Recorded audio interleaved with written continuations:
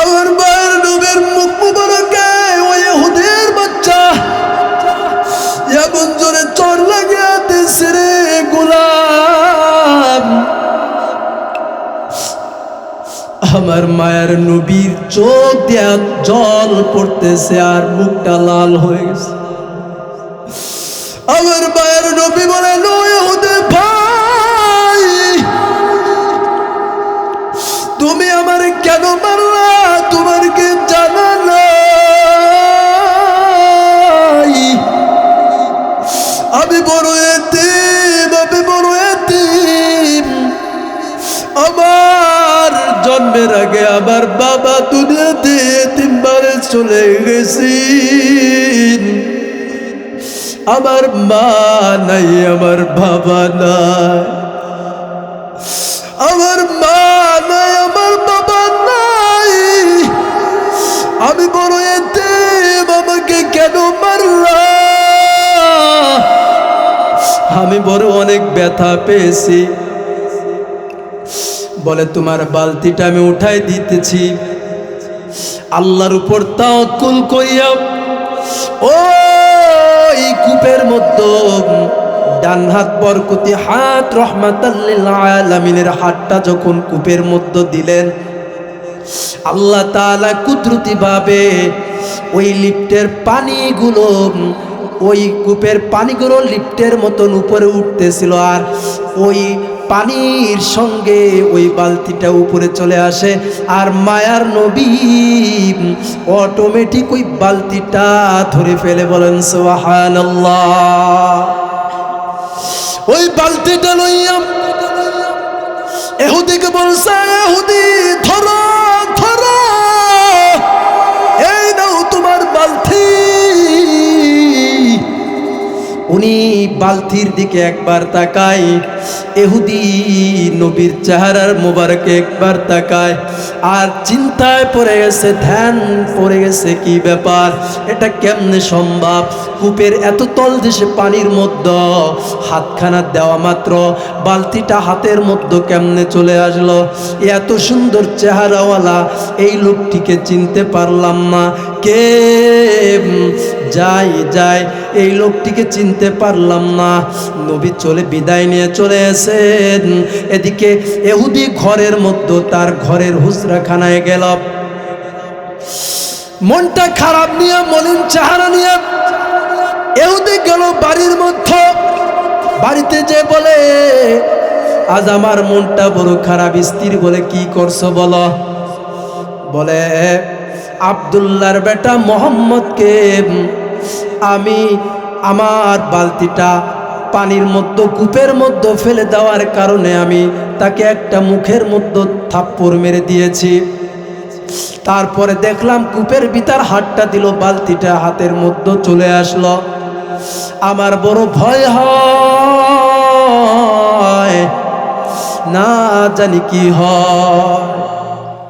وقال رسول الله صلى الله عليه وآله وسلم من أحب سنتي فقد أحبني ومن أحبني كان معي في الجنة أو كما قال النبي عليه الصلاة والسلام.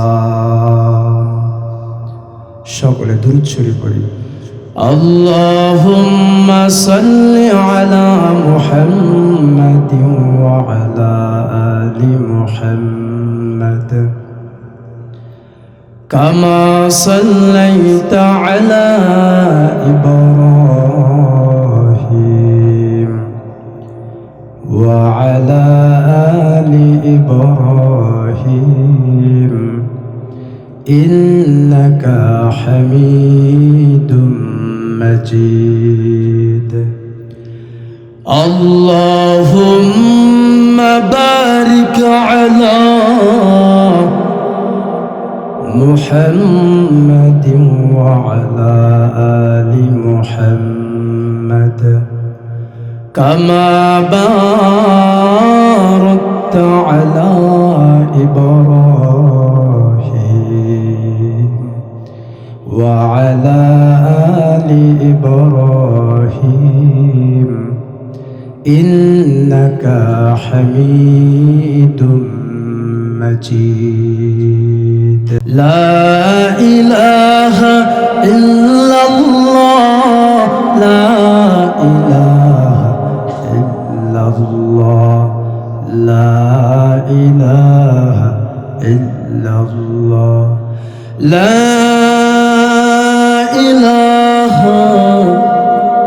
إلا الله محمد رسول الله الحمد لله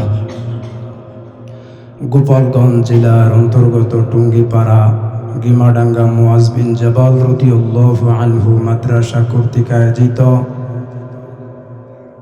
বাৎসরিক ওয়াজ মাহফিলের 2 দিন ব্যাপী প্রথম দিনের শেষ অধিবেশনে আল্লাহ রব্বুল আলামিন আপনাকে আমাকে আসার বসার তৌফিক দান করেছেন, এজন্য শুকরিয়া আদায় করি। সকলে বলি আলহামদুলিল্লাহ। আল্লাহ রব্বুল আলামিনের দরবারে আরেকবার শুকরিয়া আদায় করি যে আল্লাহ তাআলা আমাদেরকে জান্নাতের বাগিচা, কোরআনের মজলিসের ময়দানে, গুনাহ মাপের স্থানে আল্লাহ রব্বুল আলামিন বসবার মতন উপস্থিত রেখেছেন। এজন্য গর্বিত মনে করে সে রব্বে কারিমের নিমিত্তে শুকরিয়া আদায় করি আলহামদুলিল্লাহ। আসলে ভাই, আমি প্রায় সময় ওয়াজে বলি যে আল্লাহ তাআলা যাকে পছন্দ করে, যাকে মহব্বত করেন, ভালোবাসেন, দ্বীনের জন্য যাকে কবুল করেন, শুধুমাত্র কেবলমাত্র আল্লাহ তাআলা তাকে দিয়েই দ্বীনের কাজ করান। আল্লাহ যাকে পছন্দ করেন না তাকে দৈনিক 5 ওয়াক্ত নামাজেও হাজির করেন না, রমজান মাসে রোজাও রাখে না। আল্লাহ তাআলা এক কথায় তাকে পছন্দই করে না বিধায় দ্বীনের মজলিস তার কাছে ভালো লাগে না।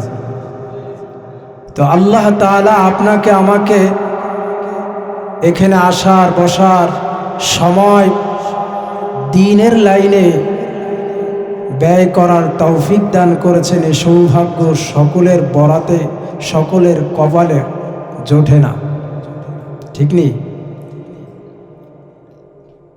আল্লাহ রব্বুল আলামিন এই মজলিসটি এত দামি করেছেন, এটা আমরা বুঝতে চাই না যে এই মজলিস কত বরকত, কত রহমত দ্বারা ভরপুর। এই মজলিসের মধ্যে আপনি জবানটা দিয়ে শুধু আলহামদুলিল্লাহ বলছেন,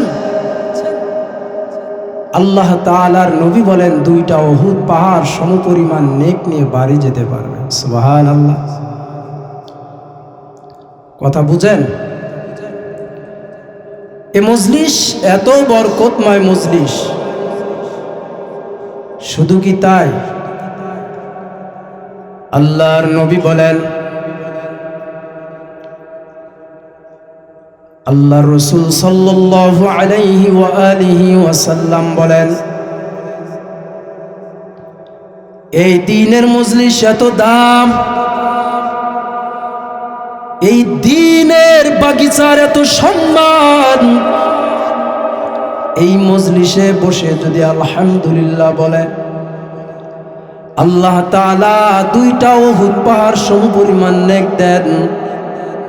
বান্দা জবান খুলে সুবহানাল্লাহ বলে, আরো 2টা উহুদ পাহাড় সমপরিমাণ নেক পেয়ে যায়। এই মজলিসের কত দাম! এই মজলিসের মধ্যে আল্লাহর বান্দা বসে যদি একবার আল্লাহু আকবার আল্লাহর নাম উচ্চারণ করে, মদিনার নবী বলেন আরো 2টা উহুদ পাহাড় সমপরিমাণ নেক পেয়ে যায়। আল্লাহর রাসূল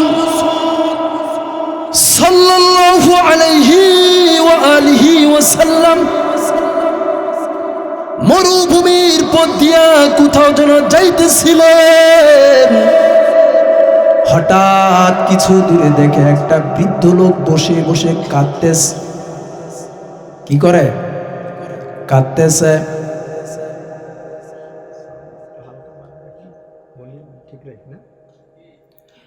আল্লাহ রাসূল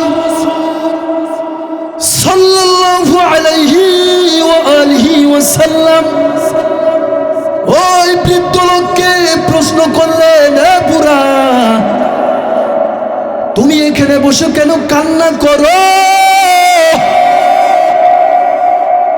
তুমি এখানে মন খারাপ করে এই ফাঁকা ময়দানে কেন বসে আছো? আল্লাহর নবীকে প্রশ্নের উত্তর ওই বৃদ্ধ লোক বলে, ও পয়গম্বর,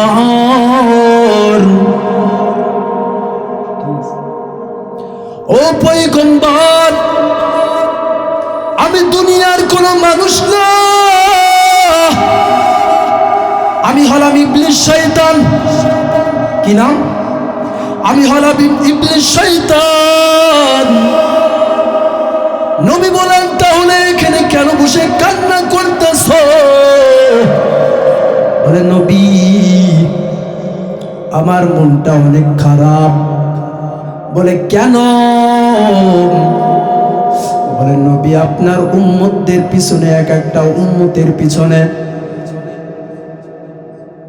মাসকে মাস, বছরকে বছর সাধনা করাইয়া জিনা করাইলাম, ব্যভিচার করাইলাম, মিথ্যা বলাইলাম, মানুষকে খুন করাইলাম, রক্ত প্রহার করাইলাম, মানুষের হক নষ্ট করাইলাম, বেনামাজি বানাইলাম, ধোঁকা দিয়ে দিয়ে থেকে বড় বড় সুদের কারবার, ঘুষের কারবার করাইলাম। ও নবী আমার, ওই বান্দাকে এত সাধনা করে করে আমি পাপ করাইয়া জাহান্নামী বানাইলাম। কিন্তু বড় দুঃখ, এই বান্দাকে বছরকে বছর সাধনা করাইয়া গুনাহ করাইলাম, কিন্তু বছরের লাস্টে দেখা যায় কোরআনের মজলিস পাইল, দ্বীনের মজলিস পাইল, ওখানে একটু শয়তানের ধোঁকাতে বাঁচার জন্য ওখানে বসে একটু সময় দিল। ওখানে সময় দেওয়ার কারণে আল্লাহ তাআলার কাছে তওবা করে গুনাহ ক্ষমা চাইল। আল্লাহ রব্বুল আলামিন তার চোখের পানি কবুল করে নিলেন, তওবা কবুল করে নিলেন রে মন। আল্লাহ তাআলা তওবার পিছনে, তওবা করার কারণে পিছনের জিন্দেগির সব গুনাহগুলো মাফ করে দিলেন, সব গুনাহগুলো মাফ করে দিলেন। ও নবী আমার, এই বান্দাকে বছরকে বছর সময় লাগাইয়া সাধনা করলাম, গুনাহ করাইলাম, জাহান্নামে বানাইব, কত চেষ্টা, কত মুজাহাদা, কিন্তু দিনের মজলিস, কোরআনের মজলিস পাইয়া ওই বান্দা এমন ভাবে তওবা করলো, আর গুনাহ করবে না। আল্লাহ তাআলা ওই তওবার বিনিময়ে কোরআনের মজলিসে সময় দেওয়ার কারণে, বসার কারণে আল্লাহ তাআলা ওই পিছনের সমস্ত গুনাহ মাফ করে দেন। না খুশিদার জিন্দেগানি আই ওয়ালিদ, না খুশিদার জিন্দেগানি আই ওয়ালিদ, মরদুরা আদ খাবে বরগরদ ফারিদ, মরদুরা আদ খাবে বরগরদ ফারিদ। তাহলে এই মজলিসটি কত দাম জানো? ওরে আল্লাহর গোলাম,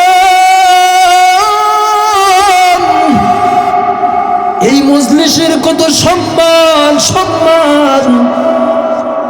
এই মজলিসের চতুর্পাশে রহমতের ফেরেশতাগুলো, মুসলিম শরীফের হাদিস, রহমতের ফেরেশতা দিয়া আল্লাহ তাআলা একজনের কাঁধের উপর আর একজনের কাঁধের উপর ভর করে দিয়া আল্লাহর আরশে আজিম পর্যন্ত পাঠায় দেয়। কাদের কুতুব রতুদারি বল কামাল, কাদের কুদ রতুদারি বল কামাল, আনতা রব্বি আনতা হাসবি জুল জালাল। খারাপ লাগেনি ভাইরা আমার? তাহলে এই মজলিসে বসে আমরা কি পাইলাম? আল্লাহর রহমত নিয়ে বাড়ি যাইতে পারবো। খুশি না বেজার? খুশি আপনারা? কারা কারা বেজার হাত উঁচু করেন। সবাই খুশি? ভাইরা আমার, এই মজলিস প্রতিদিন পাওয়া যাবে না। দুনিয়ায় গানের মজলিসের অভাব নাই, বেপরদা আড্ডাখানার অভাব নাই, দুনিয়াবি কিচ্ছা কাহিনীর মজলিসের অভাব নাই। কিন্তু বাবা, এই মজলিস আগামীকাল হবে, তারপরে ইনশাআল্লাহ হওয়ার সম্ভাবনা নাই। তাহলে এই এলাকার জন্য এটা কত রহমত, কত বরকত। এই রহমত নিয়ে আজ বাড়ি যাবেন তো? কারা কারা যাবেন হাত উঁচু করে? আল্লাহ কবুল করুন। ভাইরা আমার, এই মজলিসের আরো কত দাম। ঝিনুক চিনেন? ঝিনুক কোথায় থাকে? গাছে না উপরে, না মাঠে, না কি পানির নিচে? কোথায় থাকে? কথা বলতে হবে। কোথায় থাকে? মজলিস ইনশাআল্লাহ জমাইতে হবে। কথা বলেন ঠিক কিনা? আমাদের এখানে আল্লাহ তাআলা রহমতের ফেরেশতা পাঠিয়েছেন। তারা যদি শ্রোতা শেষ পর্যন্ত থাকতে পারে, এলাকার মহল্লাবাসী যারা আসছেন, আপনার থাকবেন তো? নাকি ফেরেশতা আর আমাদেরকে রেখে চলে যাবেন? এমনটা নাকি? রহমতের ফেরেশতারা আছে, নবীর কথা তো মিথ্যা নয়, তাই না? তাহলে যেহেতু আছে, তাহলে আপনারাও থাকবেন নাকি ফেরেশতাদের থেকে আপনারা বেশি দামি? আমরা থাকবো তো ইনশাআল্লাহ। আল্লাহ কবুল করুন। ঝিনুক এটা দামি হলো কেমন? কেমনে দামি হলো? একটা আম গাছ, গাছটা যখন ছোট থাকে তখন বড় হয়, বড় হয়। একই বাগানের ভিতর 10টা আম গাছে 9টা আম গাছ ফলন ধরেছে, একটা গাছে ফলন হয় নাই। বলেন ওই গাছটা কি রাখবে? রাখবে না। কারণ ওটা থেকে ফল আশা করা যাচ্ছে না, বাজা হয়ে গেছে। দেখবেন না কিছু যুবক আছে, বাচ্চা কাচ্চা হয় না বিদায় হিজরত করে আর একটা মেয়ের কাছে। আসেনি? ওটা ক্যান্সেল করে দেয়, খোঁজ খবর নেয় না, রাখলো ভরণ পোষণ দেয় না, হক আদায় করে না। আছে, অ্যাভেলেবেল আছে। যে বাচ্চা কাচ্চা হয় না, ওটাকে দিয়ে আর কোনো লাভ নাই, আর একটা বিয়ে করতে হবে। এরম আছে? তো ঝিনুকের কথা বলতেছিলাম। এই ঝিনুক কেমনে দামি হলো শুনলে অবাক হয়ে যাবেন, চমকে যাবেন। এই ঝিনুকটা সাগর বা নদীর পানির তলদেশে ছিল। ওর ভিতর মণিমুক্তা কিভাবে হলো?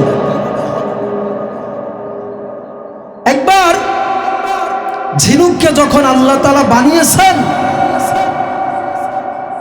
এই ঝিনুকটা আল্লাহ তাআলার শুকর আদায় করার জন্য পানির উপরে কষ্ট মষ্ট করে ভাসমান হয়ে তার ওই ছিদ্রটা ফাঁক করে দিয়ে, ঝিনুকটা গাল ফাঁক করে দিয়ে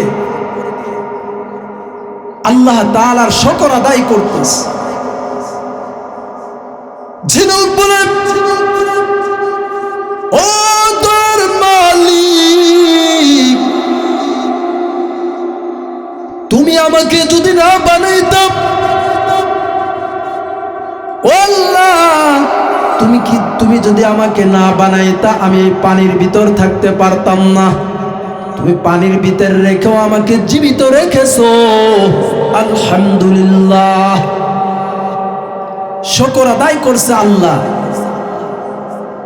শুকর আদায় করার কারণে আল্লাহ তাআলা রহমতের বৃষ্টি, দুফোঁটা বৃষ্টি যখন ওই ঝিনুকের ভিতর দেয়, আল্লাহ তাআলা খুশি হয়ে ওই ঝিনুকের ভিতরে যে দুফোঁটা বৃষ্টির ফোঁটা গেল, ওই বৃষ্টির ফোঁটায় বরকত হয়ে আল্লাহ তাআলা ঝিনুকের ভিতর আল্লাহ তাআলা ওই বৃষ্টির ফোঁটাকে রহমত দিয়া মুক্তা মণিমুক্তায় রূপান্তরিত করে দিয়েছেন। বলেন সুবহানাল্লাহ। একথা বাংলাদেশের বড় মাপের একজন আলেমের কিতাব থেকে নেওয়া, আমার বানানো কোনো কিচ্ছা না। এরা আল্লাহর গোলাম। তাহলে আমাদের একটা ঝিনুক শুকর আদায় করে আল্লাহর শুকর আদায় করে তার পেটের ভিতর মুক্তা পাইল। আজ যদি আমরা শুকর আদায় করতাম তাহলে আমাদের কলবের ভিতর স্বয়ং আল্লাহ হয়ে যাইত। মুমিনের কলবের ভিতর আল্লাহ কুদরতি ভাবে আসতে পারে। আল্লাহ তাআলা বলেন যে কোটি কোটি লক্ষ লক্ষ পৃথিবীর ভিতর আমার কুদরতি দেহ ধরবে না, কিন্তু মুমিন বান্দা যখন আমার হয়ে যাবে তার কলবের ভিতর আমি কুদরতি ভাবে আমার আসন হয়ে যায়। বলেন সুবহানাল্লাহ।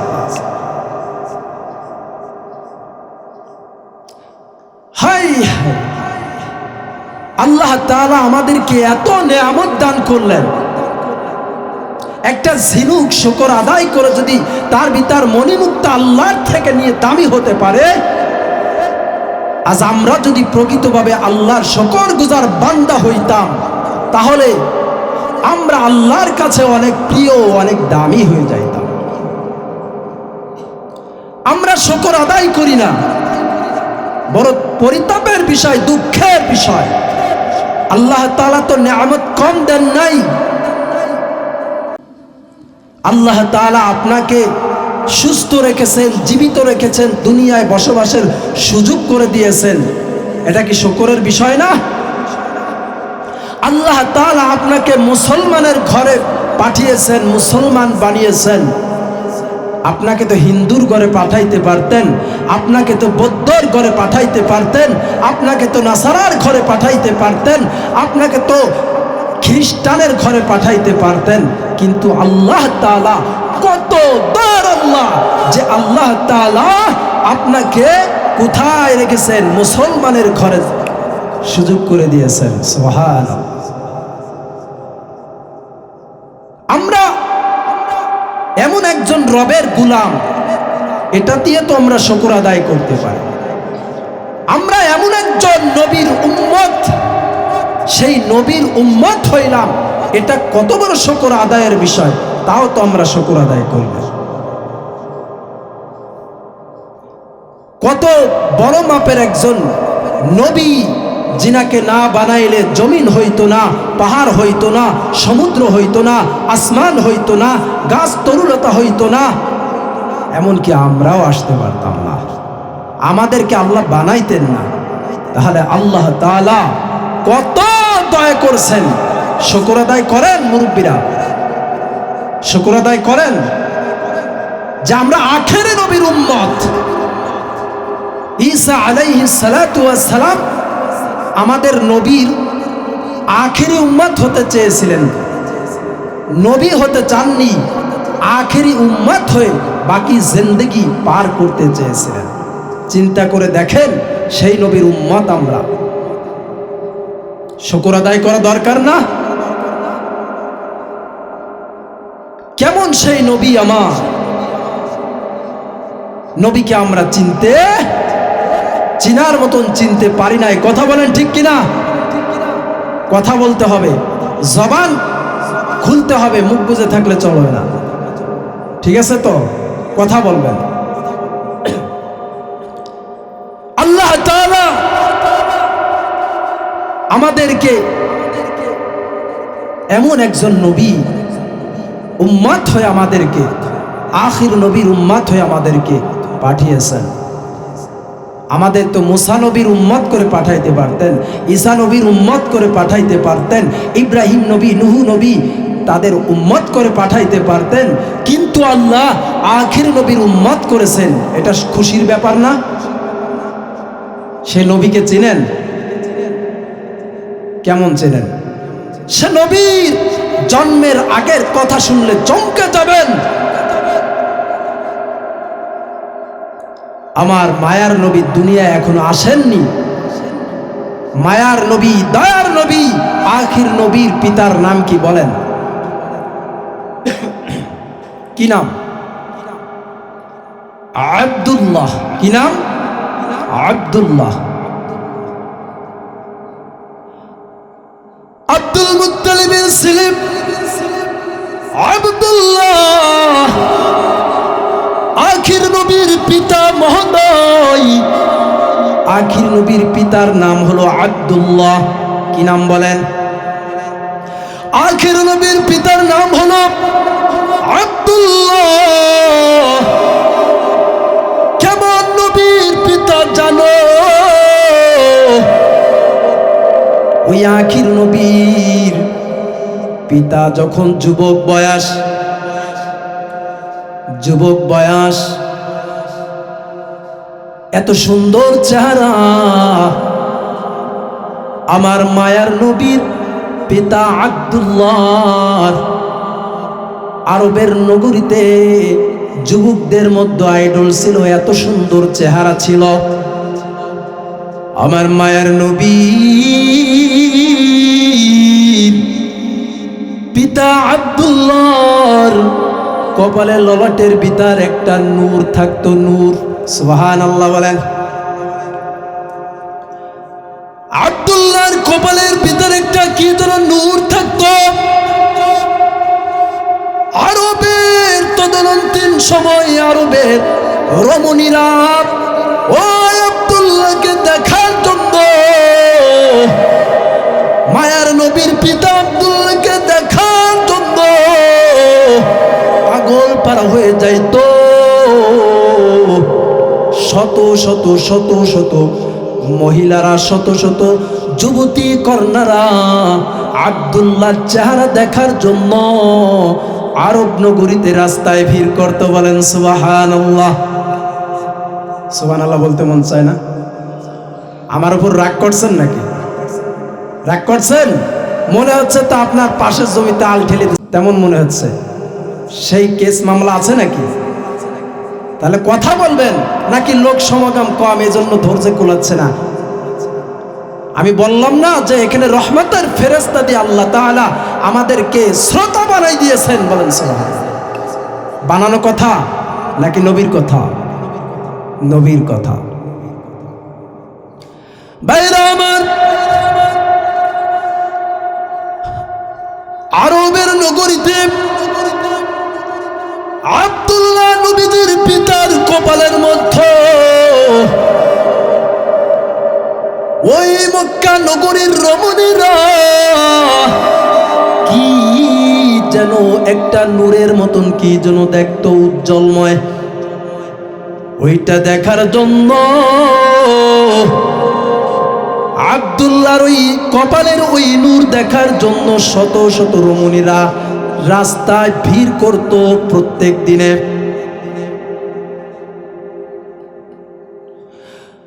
পানি আনার জন্য মহিলারা যখন যায় কূপের কাছে, পানি আনা ভুলে যায় আব্দুল্লাহর ওই কপালের নূর দেখার জন্য ভিড় জমায় ফেলতো, এত সুন্দর চেহারা। সুবহানাল্লাহ। আর ওই অবস্থা দেখে আব্দুল্লাহর প্রতি রমণীদের, ওই মক্কা নগরী রমণীদের, মেয়েদের, যুবতী কন্যাদের বিবাহ আবদ্ধ হওয়ার জন্য, আব্দুল্লাহকে বিবাহ করার জন্য শত শত মেয়েরা পাগল ছিল, পাগল। রে আল্লাহর গোলাম, আব্দুল্লাহকে বিবাহ করার জন্য রমণীরা এত পাগল ছিল যে আব্দুল মুত্তালিব, আব্দুল্লাহর পিতা, আব্দুল মুত্তালিবের বাড়িতে দৈনিক গার্জিয়ানরা ভিড় করত, মেয়েদের গার্জিয়ানরা। আর ওই মক্কা নগরের রমণীরা তাদের পিতা মহোদয়ের কাছে বলতো, ও বাবা আমার, আব্দুল মুত্তালিবের সন্তানের এত সুন্দর চেহারা, এত নূর, তার কপালের ভিতরে এত সুন্দর একটা নূর দেখা যায়, আমাদেরকে আব্দুল মুত্তালিবের পিতা আব্দুল মুত্তালিবের সন্তান আব্দুল্লাহর সাথে বিবাহর জন্য একটু বলে দেন, বিবাহ করায় দেন, প্রস্তাব দেন। আব্দুল মুত্তালিব দেখে দৈনিক শত শত মেয়েদের, যুবতী কন্যাদের, তাদের অভিভাবক পিতা বাড়িতে ভিড় জমাইত আর প্রস্তাব দিত। কি দিত? প্রস্তাব দিত, শত শত প্রস্তাব। আব্দুল মুত্তালিব এক সময় বিরক্ত হয়ে বলল, কি ব্যাপার, তোমাদের কন্যার অভিভাবক পিতা মহোদয়, আরবেতে আরো অনেক যুবক আছে, তোমরা কেন আমার সন্তানকে বিবাহ করার জন্য এত কেন আগ্রহ? আরো অনেক সুন্দর সুন্দর যুবক আছে, তাদের সাথে বিবাহর জন্য অফার দাও। বলে, না না, আমার মেয়েরা বলেছে তোমার সন্তান এত সুন্দর চেহারা, আর তার কপালের ভিতর এত সুন্দর নূর, ওই নূর দেখে পাগল হয়ে গেছে। এরা আল্লাহর গোলাম আব্দুল মুত্তালিব বলেন, না না না, আমি তোমার মেয়ের সাথে আমি বিবাহ দিব না আমার সন্তানকে।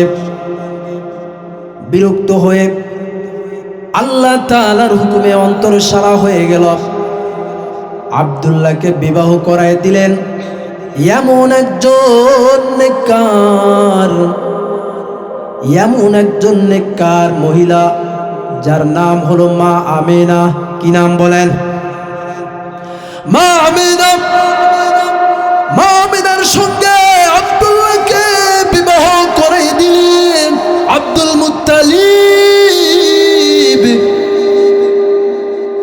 এরে আল্লাহর গোলাম, বিবাহ হয়ে যাওয়ার পর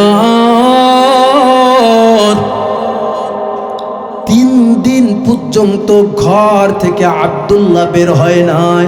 কতদিন? 3 দিন পর্যন্ত ঘরের ভিতর ছিলেন বিবাহ হওয়ার পরে। 3 দিন পরে যখন আব্দুল্লাহ যখন আরবের রাস্তাঘাটে যখন বের হলেন, 3 দিন পরে যখন বের হলেন, মহিলারা, যুবতী কন্যারা একে অন্যকে বলে, শুনছনি আব্দুল মুত্তালিবের সন্তান আব্দুল্লাহ বের হয়েছে ঘর থেকে, চলো তার চেহারার একটু কপালের নূরটা দেখে আসি, তার চেহারাটা দেখে আসি। বলো চলো চলো। দেখার জন্য রাস্তায় শত শত ভিড় করেছে রমণীরা। রমণীরা এক একজন দেখে আব্দুল্লাহর সামনে এসে দেখে কপালের ভিতর সেই নূর আর পাওয়া যায় না। মনটা খারাপ করে মাথাটা নিচু হয়ে চোখটি নিচু করে চলে যায়। এরকম এক একজন করে দেখে আর মনটা মলিন করে রমণীরা ঘরের মধ্যে চলে যায়। আব্দুল্লাহ ডেকে বলে, আরবের নগরীর রমণীরা, তোমরা এমন করছো কেন আমাকে দেখার জন্য? তোমরা তোমাদের চেহারা মলিন করতেছো, আমাকে দেখে একবার মাত্র চলে যাচ্ছ, কি ব্যাপার?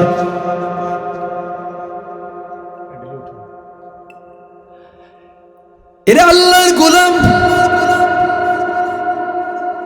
ওই রমণীরা আব্দুল্লাহকে বলে, ও আব্দুল্লাহ,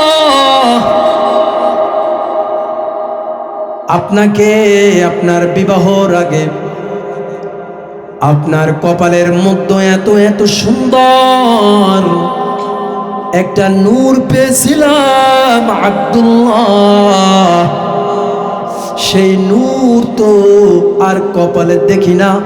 ওই নূর দেখার জন্য আমরা শত শত রমণীরা ভিড় করতাম। বলেন সুবহানাল্লাহ। ওই কপালের নূর হলেন কে জানেন?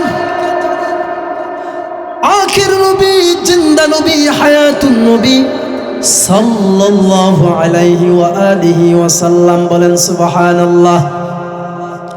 আব্দুল্লাহর বিবাহর আগে কপালের ভিতর যেই নূর ছিল, ওই নূরটাই ছিলেন আমার নবী। সুবহানাল্লাহ বলেন। কথা বলতে কষ্ট হয়, খিদা লাগছে, এটা সুবহানাল্লাহ। মানুষ কম আর বেশি বলে কোনো কথা না। সুবহানাল্লাহর আওয়াজ, আল্লাহু আকবারের আওয়াজ দিয়ে পুরো গ্রাম তছনছ করে দিতে হবে। কথা বলেন ঠিক কিনা? রাজি আছেন? কারা কারা রাজি আছেন হাত উঁচু করেন। নারায়ে তাকবীর, নারায়ে তাকবীর, নারায়ে তাকবীর। মাশাআল্লাহ। আল্লাহর কোরআনের ধ্বনি যেখানে থাকবে ওখানের আওয়াজ কম করা যাবে? বলেন যাবে না। আব্দুল্লাহ সেই কপালে আর নূর রমণীরা দেখে না, এক এক করে ঘরে চলে যায়। ওই নূরটি কে ছিলেন? ওই নূরটি ছিলেন আমার আখির নবী, পয়গম্বর, রাসূল সাল্লাল্লাহু আলাইহি ওয়া আলিহি ওয়াসাল্লাম। বলেন সুবহানাল্লাহ। নবী মুহাম্মদুর রাসূলুল্লাহ সাল্লাল্লাহু আলাইহি ওয়া আলিহি ওয়াসাল্লাম ওই নূরটি ছিলেন। আমেনার গর্বে ওই নূরটি চলে গেছে। এই জন্য আর তার কপালে সেই নূর নাই, সেই নূরটি আর নাই। ভাইরা আমার, বিবাহ হওয়ার পর কয়েকদিন পরে আব্দুল্লাহ ব্যবসার নিয়ত করে মা আমিনার গর্ভে তার সন্তান, ভবিষ্যতে অনেক সন্তানের ভবিষ্যতের কথা ফিকির করিয়া আব্দুল্লাহ সিরিয়ার দেশে ব্যবসার জন্য রওনা, ব্যবসা করার জন্য রওনা দিলেন। ওই সিরিয়া থেকে আর ফিরে আসতে পারলেন না। ওই সিরিয়ার থেকে আর ফিরে আসলেন না, ওখানে ইন্তেকাল করলেন। আল্লাহর মাহবুব গোলাম পছন্দনীয় বান্দাকে আব্দুল্লাহকে আল্লাহ তাআলা দুনিয়ার জমিন থেকে উঠায় নিলেন। আব্দুল্লাহকে দুনিয়া থেকে নিয়ে গেলেন। হঠাৎ করে সংবাদ মা আমেনার কানে যখন আসলো যে তার স্বামী মহোদয় দুনিয়ায় জিন্দা নাই, সিরিয়ার জমিনে ইন্তেকাল করছে, দুনিয়া থেকে চলে এসেছে। রে আল্লাহর গোলাম, ওই মায়ার নবী, ওই মায়ার নবী মা আমিনার গর্ভে আনুমানিক 6 মাস হবে।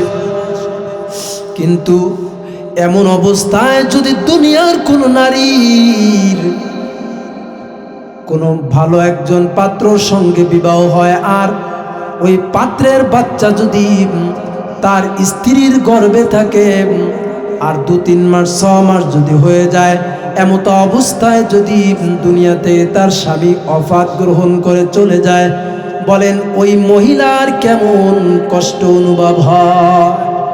খারাপ লাগে? অনেক কষ্ট লাগে না তার? ওই মহিলার খাবার ভালো লাগে না, সুন্দর পোশাক ভালো লাগে না, এমন মন খারাপ, এমন মন খারাপ হয়ে যায়। রে আল্লাহর গোলাম, ওই আব্দুল্লাহ দুনিয়া থেকে চলিয়া গেলেন। মা আমিনা মন খারাপ, মা আমিনা নিজেকেই মোটেই সান্ত্বনা দিতে পারছেন না, মন খারাপ।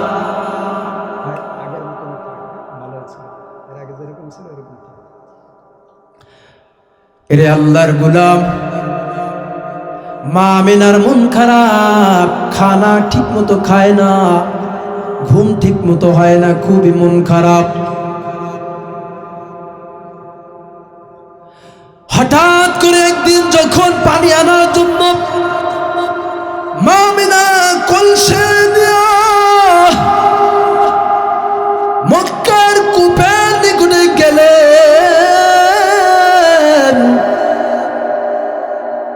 কূপের কাছে গেলেন।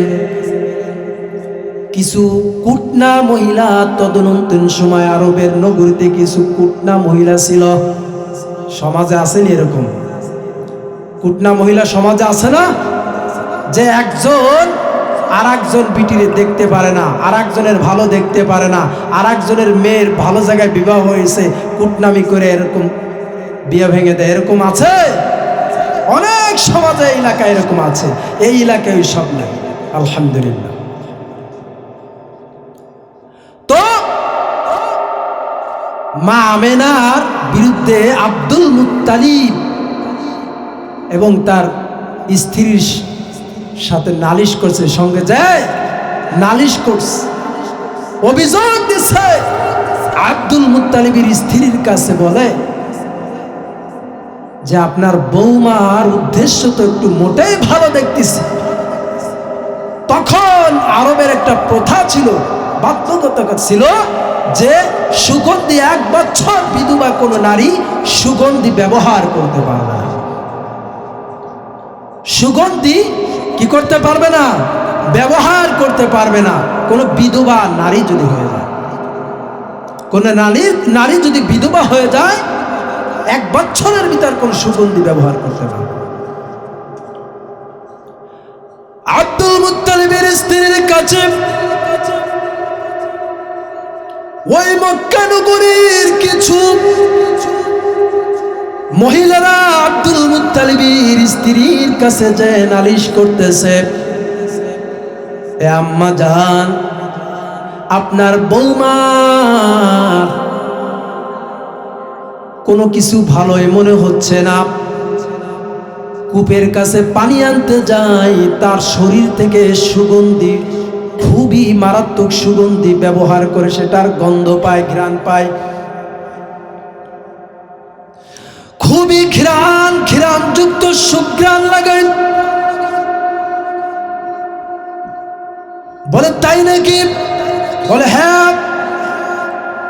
আব্দুল মুত্তালিবের কাছে আব্দুল মুত্তালিবের স্ত্রী নালিশ করতেছেন, বলে আপনার বৌমার কথা শুনছেন, আমাদের মান ইজ্জত ধুলায় মিশে দিবে এমন কারবার করতেছে যে 1 বছর পর্যন্ত কোনো বিধবা নারীর সুগন্ধি লাগানো যাবে না। আরবের রমণীরা, আরবের মহিলারা বলতেছেন যে পানি আনতে যায় আমার বৌমা, কিন্তু তার থেকে এত দামি সুগন্ধি সুঘ্রাণ পায়। আব্দুল মুত্তালিব বলে কি করব বলো?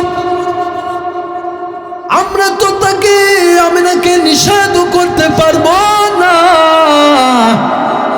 কারণ কয়েকদিন আগে তার স্বামীটা দুনিয়াতে চলে এসে, তার গর্ভে তার বাচ্চা। এখন আমরা যদি নিষেধ করি, কিছু বলি, তাহলে অনেক মনে কষ্ট পাবে, এই জন্য বলতেও পারে না। আব্দুল মুত্তালিব তার স্ত্রীকে বলছে, আজ মাগরিবের নামাজের পর সন্ধ্যাবেলা বৌমাকে আমার রুমে একটু নিয়ে আসবা। সন্ধ্যা যখন ঘনিয়ে আসলো, আব্দুল মুত্তালিবের স্ত্রী মা আমিনাকে ডেকে বলছে, ও বৌমা, তোমার বাবা, তোমার শ্বশুর তোমার সঙ্গে একটু কথা বিনিময় করবে, একটু আস। রুমের ভিতর নিয়ে এসে আব্দুল মুত্তালিব আর আব্দুল মুত্তালিবের স্ত্রী তাড়াতাড়ি দরজাটা লক করে দিলেন ভিতর থেকে। এইবার বসাইলেন। বসানোর পর আব্দুল মুত্তালিব বলে, ও বৌমা, তোমাকে কি জন্য ডেকেছি তুমি জানো না, তবে তোমাকে আমি এমন কিছু বলতে চাই, তুমি কিন্তু কোনো মনে কষ্ট নিবে না। বলে আমার কোনো অপরাধ হয়েছে না? বলে না না, তোমার কোনো অপরাধ হয় নাই, তোমাকে আমরা একটু তোমার সঙ্গে কথা বলতে চাই একটা বিষয়ে। বলো, তুমি কি কোনো কষ্ট পাবা না? বলে না, কষ্ট পাবো না। বলেন। বলে যে আরবের মানুষ, মহিলারা যখন কূপের মধ্যে পানি আনতে যায় কূপের কাছে, তখন তুমিও পানি আনতে যাও, তোমার কাছ থেকে সুঘ্রাণ পাই। বলো, এত দামি, এত সুন্দর ঘ্রাণ ওরা সুঘ্রাণ চেন তুমি কোথায় পাইলা? এই সুঘ্রাণ তুমি কোথায় পাইলা?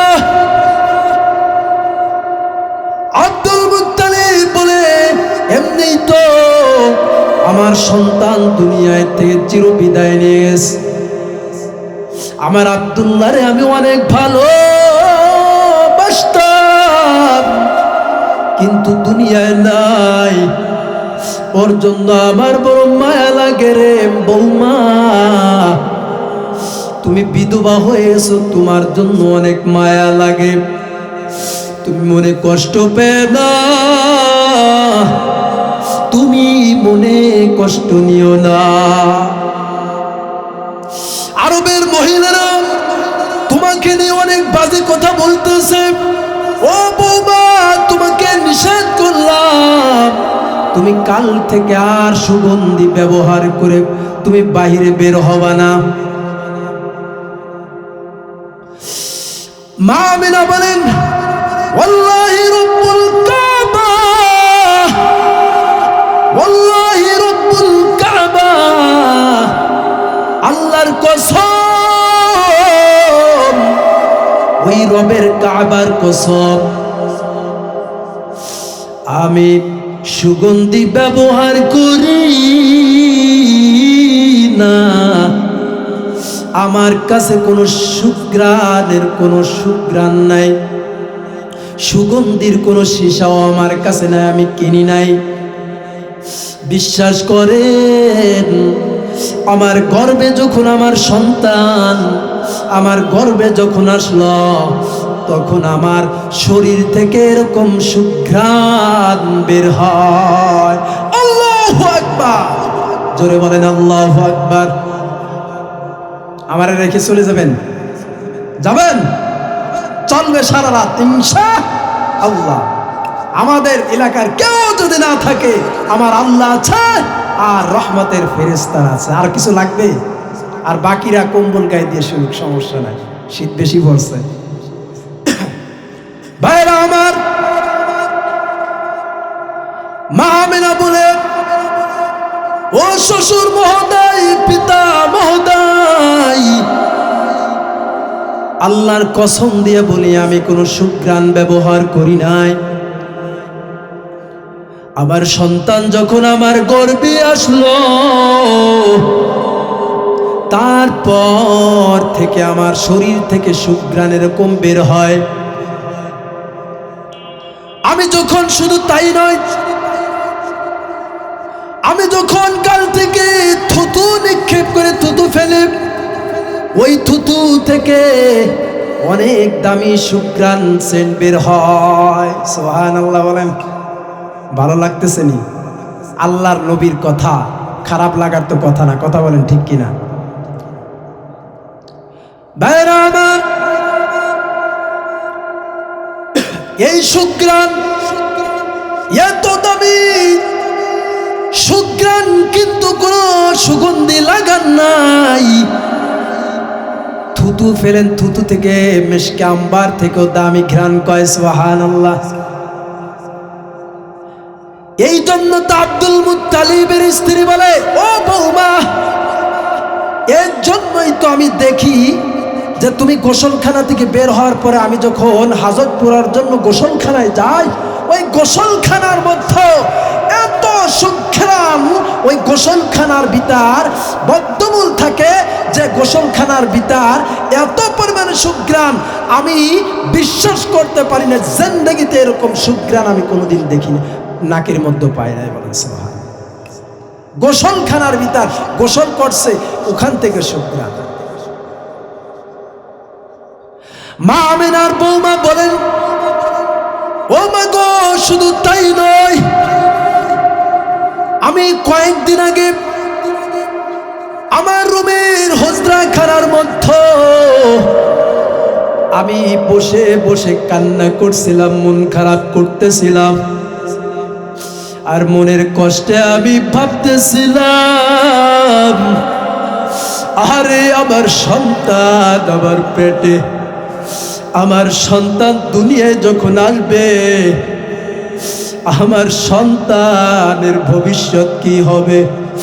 আমার সন্তানের বাবা না পাইয়া সন্তান কষ্ট পাবে, বাবা বাবা বাবা বাবা বলে কাকে ডাকবে? আমার সন্তান যখন দুনিয়ায় আসবে, আমার সন্তান বাবার চেহারা দেখতে পারবে না। আমার সন্তানকে কে লেখাপড়া শিখাবে? ও মা গো, আমার সন্তান যখন দুনিয়ার মধ্যে আসবে, আমার সন্তানকে কে খেলনা কিনে দিবে? আমার সন্তানকে কে খেলনা কিনে দিবে? আমি খুব মন খারাপ করতেছিলাম। হঠাৎ করে আল্লাহ রাব্বুল আলামিন জিবরিল আলাইহিস সালাতু ওয়াস সালামকে আমার নিকটে ঘরের মধ্যে পাঠিয়ে দিল। সুবহানাল্লাহ বলেন, সুবহানাল্লাহ বলেন। জিবরিল আলাইহিস সালাতু ওয়াস সালাম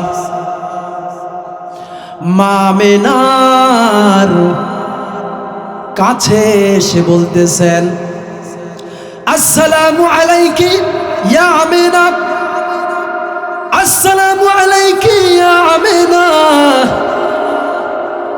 ও আমিনা, আপনি বসে বসে ধ্যান করতেছেন, মন খারাপ করতেছেন কেন? আপনার মনে কি ব্যথা বলেন? আল্লাহ জানতে চেয়েছেন আপনার মনের কি ব্যথা বেদনা বলো। বলে আমার মনে অনেক ব্যথা, আমার মনটা মন খারাপ। আমার সন্তানের দুনিয়ায় যখন আসবে, আমার সন্তানের ভবিষ্যৎ কি হবে ও জিবরিল। আমার সন্তানের দুনিয়ায় যখন আসবি, খেলার মাঠে অন্য বাবাদের সন্তানেরা খেলবে, বাবারা থাকবে, নিয়ে যাবে, ডাকবে, সন্তান বাবা বাবা বলে ডাকবে। কিন্তু আবার সন্তান বাবা বাবা বলে ডাকার কেউ পাবে না। তখন মনে বড় কষ্ট পাবে, আমার সন্তানের ভবিষ্যৎ কি হবে, আমার সন্তানকে কি খাওয়াবো, আমার সন্তানকে কে খেলনা কিনে দিবে, আমার সন্তানকে কে খেলনা কিনে দেবে। জিবরিল আলাইহিস সালাতু ওয়াস সালাম বলে, ও আমেনা,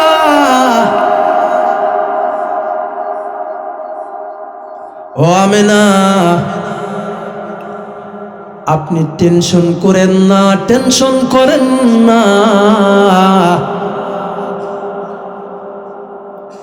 আপনার সন্তান হলো আখির নবী, দুনিয়ায় যখন আসবে দু জাহানের বাদশা আখির নবী।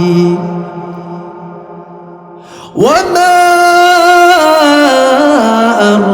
আরসালনাকা ইল্লা রাহমাতাল লিল আলামিন।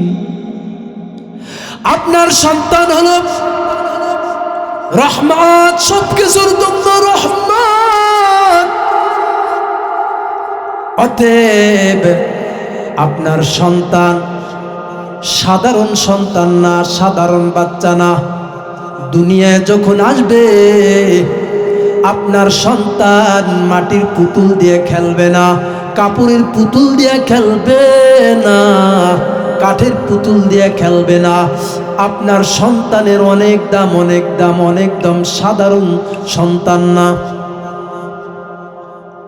আল্লাহ রাব্বুল আলামিন স্বয়ং আপনার সন্তানের শিক্ষক। বলেন সুবহানাল্লাহ। শুধু তাই নয়, জিবরিল আলাইহিস সালাতু ওয়াস সালাম বলেন, ও আমেনা, আপনার সন্তান দুনিয়ায় খেলাধুলা করবে, সে ব্যবস্থা আমার আল্লাহ করে রেখেছেন। বলেন সুবহানাল্লাহ। মা আমিনাকে জিবরিল আলাইহিস সালাতু ওয়াস সালাম বলেন, ও মা আমিনা, আপনার সন্তান যখন দুনিয়ার মধ্যে আসবে, আপনার সন্তান যখন বাচ্চাকালে খেলাধুলা করার বয়স থাকবে, তখন খেলাধুলা করতে মন চাবে, আল্লাহ তাআলা ওই খেলার জন্য আকাশের চাঁদকে তার কাছে পাঠিয়ে দিবে। সুবহানাল্লাহ। আর আস্তে করে বলেন। মা আমিনা শুনে তো অবাক হয়ে যাচ্ছে, বলে তাই নাকি? জিবরিল আলাইহিস সালাতু ওয়াস সালাম বাজার থেকে ফেরার পথে হঠাৎ করে দেখতেছেন আব্দুল মুত্তালিবের ঘরের ছাদের উপর আকাশের চাঁদ পুরোটাই নেমে, আকাশের চাঁদটা পুরো আব্দুল মুত্তালিবের ঘরের ছাদের উপর নেমে পড়েছে। সুবহানাল্লাহ। মানে নবীর সঙ্গে খেলাধুলা করার জন্য আসছে। বলেন সুবহানাল্লাহ। এরে আল্লাহর গোলাম আব্দুল মুত্তালিব এইবার শুনে অবাক হয়ে গেলেন। মা আমিনাকে বলতেছেন, ও মা, এটা তো আমরা জানতাম না, আমরা মনে করছিলাম তুমি সুগন্ধি লাগিয়েছ। বলে না না, আমি কোনো সুগন্ধি লাগাই নাই, কোনো সুগন্ধি ইউজ করি নাই।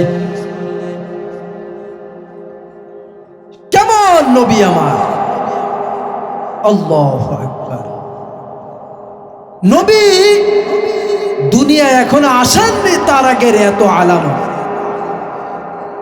মা আমিনা বলেন, ও মা গো মা, শুধু তাই নয়, আমি মরুভূমিতে যখন যাই, মরুভূমিতে হাঁটতেছিলাম, হঠাৎ করে সামনে একটা উত্তপ্ত গরম বালুকণার উপর দেখলাম পাথরের টুকরাগুলা। পাথর আমার সামনে পড়ে গেল, গরম পাথর। মরুভূমির উপর পাথর ঠান্ডা হবে নাকি গরম হবে? কথা বলেন। গরম হবে না? সূর্যের এত তাপ যে ওই পাথরের উপর পা দিলে মনে চামড়া খসে যাবে, এত গরম। ভাইরা আমার, মা আমিনা বলেন,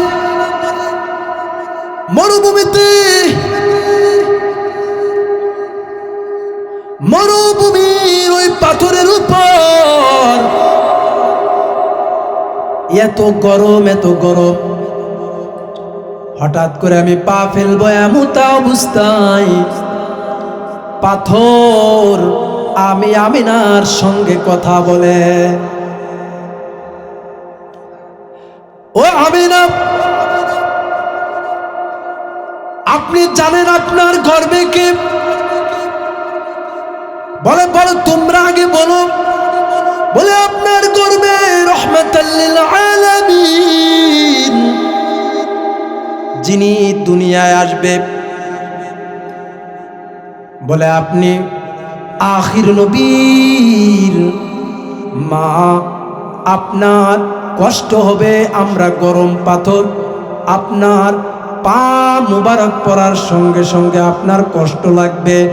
আপনার ওই পেটের ভিতর রহমাতাল লিল আলামিনের বরকতে আর রহমাতাল লিল আলামিনের মায়ের সম্মানের কারণে আমরা তুলার মতো নরম হয়ে গেলাম। সুবহানাল্লাহ। কূপের কাছে গেছে পানি আনতে, কূপের মধ্যে পানিগুলো লিফটের মতন উপরে উঠে আসে।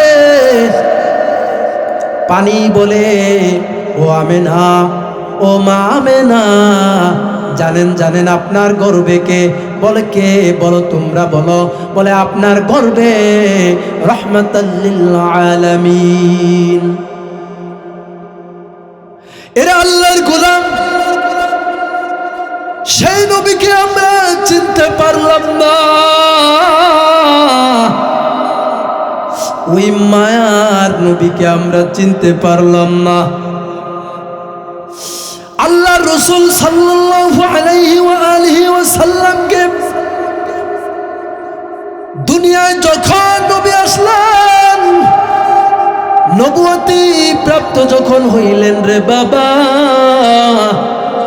আমার মায়ার নবীকে অনেক কষ্ট দিত ওই ইহুদি কাফেররা। আমার নবীকে অনেক আঘাত দিত। আমার মায়ার নবীকে অনেক আঘাত সহ্য করতে হয়েছে।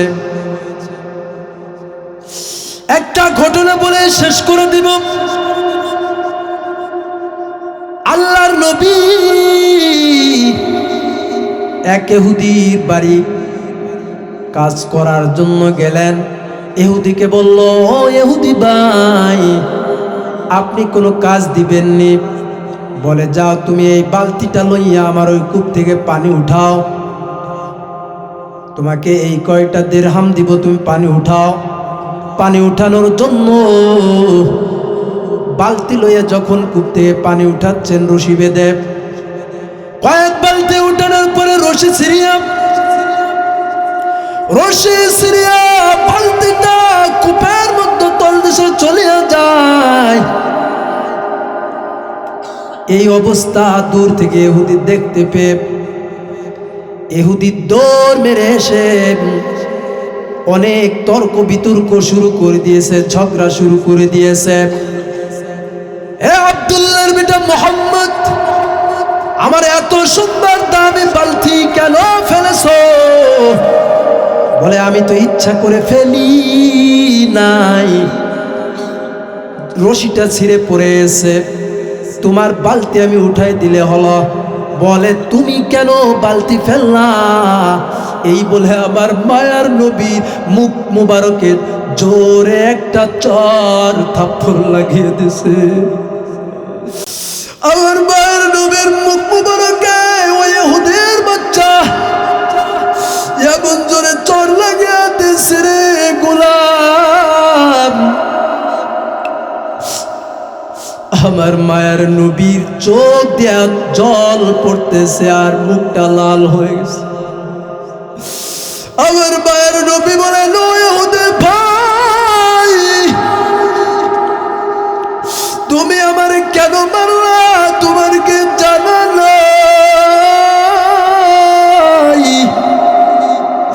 আমি বড় এতিম, আমি বড় এতিম। আমার জন্মের আগে আমার বাবা দুনিয়াতে এতিমবারে চলে গেছি, আমার মা নাই, আমার বাবা নাই, আমার মা নাই, আমার বাবা নাই, আমি বড় এতিম, আমাকে কেন মারলা? আমি বড় অনেক ব্যথা পেয়েছি। বলে তোমার বালতিটা আমি উঠাই দিতেছি, আল্লাহর উপর তাওয়াক্কুল করিয়া ওই কূপের মধ্যে ডান হাত বরকতি হাত রহমাতাল লিল আলামিনের হাতটা যখন কূপের মধ্যে দিলেন, আল্লাহ তাআলা কুদরতি ভাবে ওই লিফটের পানিগুলো, ওই কূপের পানিগুলো লিফটের মতন উপরে উঠতেছিল, আর ওই পানির সঙ্গে ওই বালতিটা উপরে চলে আসে, আর মায়ার নবী অটোমেটিক ওই বালতিটা ধরে ফেলে। বলেন সুবহানাল্লাহ। ওই বালতিটা লইয়া ইহুদিকে বলছে, ইহুদি ধরো ধরো, এই নাও তোমার বালতি। উনি বালতির দিকে একবার তাকায়, ইহুদি নবীর চেহারার মোবারকে একবার তাকায়, আর চিন্তায় পড়ে গেছে, ধ্যান পড়ে গেছে, কি ব্যাপার, এটা কেমনে সম্ভব? কূপের এত তল দেশে পানির মধ্যে হাতখানা দেওয়া মাত্র বালতিটা হাতের মধ্যে কেমনে চলে আসলো?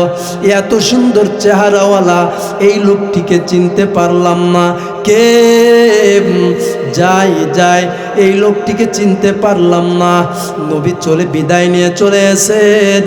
এদিকে ইহুদি ঘরের মধ্যে তার ঘরের হুজরাখানায় গেল,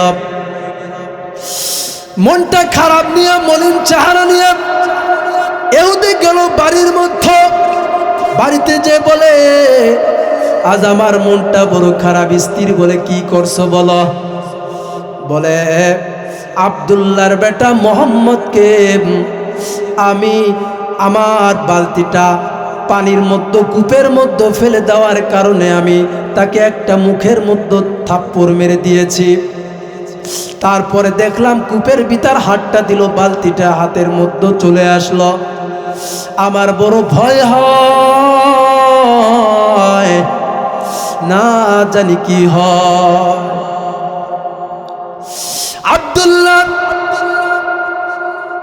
আব্দুল্লাহর সন্তান পয়গম্বর মুহাম্মদ রাসূল আকরাম সাল্লাল্লাহু আলাইহি ওয়া আলিহি ওয়াসাল্লাম চলে গেলেন। আর ওদিকে তার স্ত্রী, 2-3 মিনিটে শেষ করব, ঘটনাটা শুনবেন তো। এরা আল্লাহর গোলাম। ওই ইহুদি তার সন্তান স্ত্রীকে বলছে, আমার তো ভয় হইতেছে, না জানি আমার কি হয়। বলতেছে তুমি এমন একজনকে আঘাত দিছো যাকে না বানাইলে আসমান জমিন হইতো না। তুমি তো আখির নবীর মুখের মধ্যে চর লাগাই দিছ, যাও তাড়াতাড়ি ক্ষমা চেয়ে আসো। বলে আমি ক্ষমা শুধু চাইব না, তাড়াতাড়ি ছুড়ে দাও, ছুড়ে দাও। বলে ছুরি দিয়ে কি করবা, কি করবা?